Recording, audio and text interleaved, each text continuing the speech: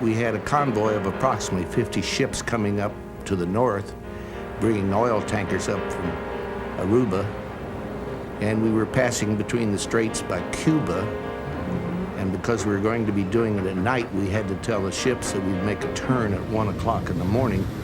So we passed a message during the daylight before the sun had set, stating that we would make a turn to 095 degrees at 1 o'clock in the morning.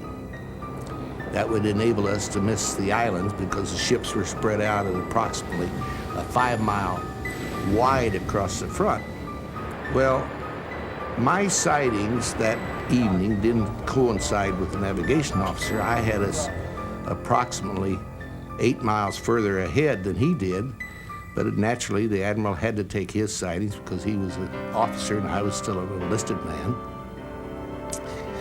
But I got in my bunk that night and I got to thinking I couldn't be that far off.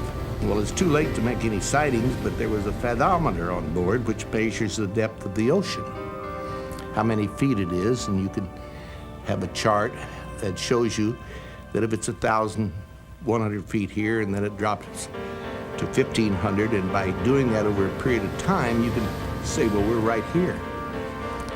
But the rule was that because it made a sound, you couldn't turn it on because the submarines could hear it. But I went up to the cabin, nobody there. I turned on the fathometer, and after 15 minutes, I was positive my sights were right, that we were 8 miles ahead of where the navigation officer had us, and if we continued and made the turn at 1 o'clock in the morning, 3 of the ships on the right would run aground. I went down and wakened the admiral. He says, what do you want? I says, well, I think there's a mistake in our navigation, and we better make our turn earlier. He said, you better be right, Lucky.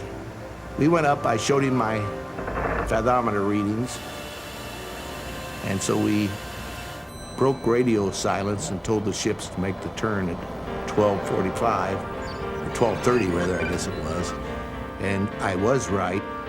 And as a result, when we got to New York, he called the Secretary of Navy and had me made an ensign and be placed as his navigation officer, which illustrates that you take a risk. Sometimes you lose, but sometimes it pays off big, and that certainly did.